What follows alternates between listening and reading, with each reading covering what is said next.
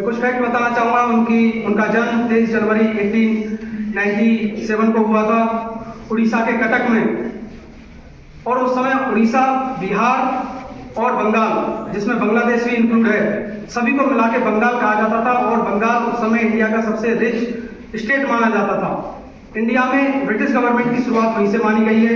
सुभाष चंद्र बोस जी पढ़ने के लिए विदेश गए। विदेश जाने के बाद ICS एग्जाम पास किया उन्होंने, जिसको आज हम सिविल सर्विस बोलते हैं। IAS UPSC कंडक्ट करवाती है।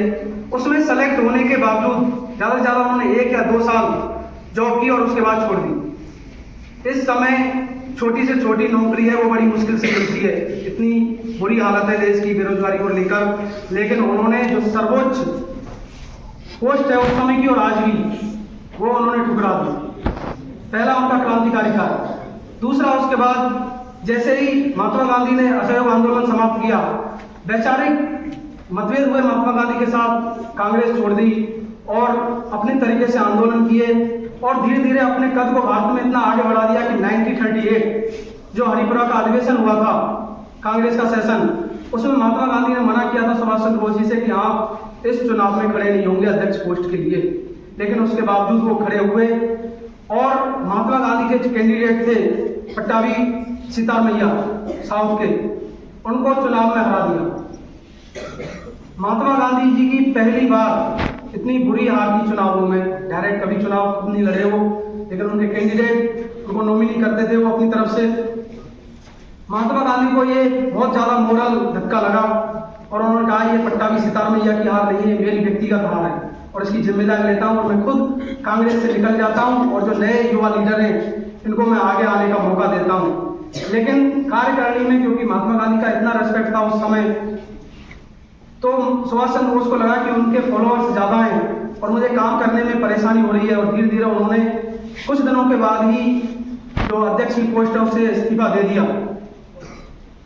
फिर उन्होंने सोचा कि यहाँ भारत में रह के कुछ हो नहीं सकता। और इसी समय 1938-39 के बीच में ही विश्व में सेकेंड वर्ल्ड वॉर स्टार्ट हो गया। उनको लगा कि ये मौका है कि ब्रिटिश गवर्नमेंट को हथियारों या सेना के दम पर हरा सकते हैं।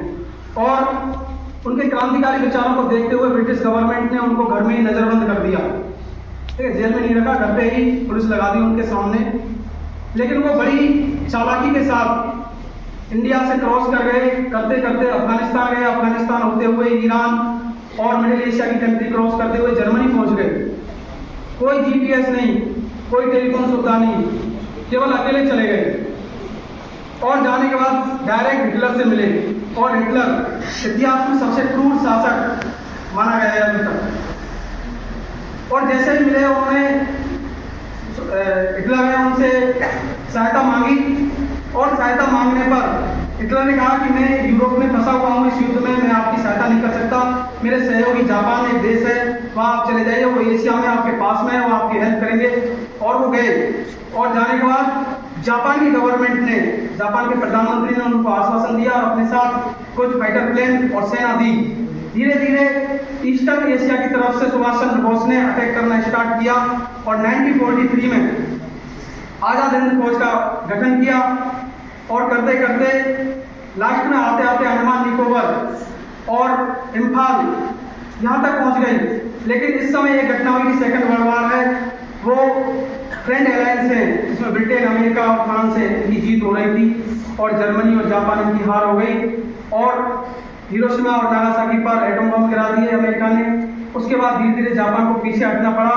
और इसी घटना के बीच में जो INA ब्रिटिश गवर्नमेंट को हराती जा रही थी, उसके भी कदम रुक गए। तो ये हमें सुभाष चंद्र बोस जी के जो पराक्रम है, उनकी बहादुरी है, उससे कुछ सीखना चाहिए।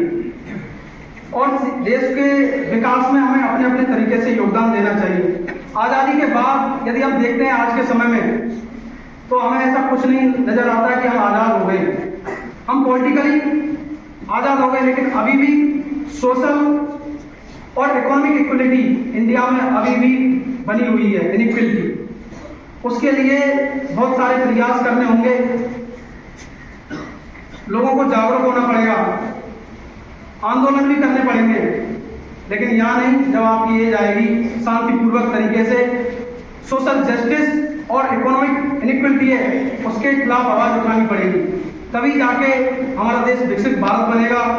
और जो हमारे पूर्वज या क्रांतिकारी या स्वतंत्रता सेनानी जिन्होंने इतना बलिदान दिया, इतना संघर्ष किया, उसके जो वैचारिक सिद्धांत हैं या वैचारिक जीत तभी जाके साकार होगी।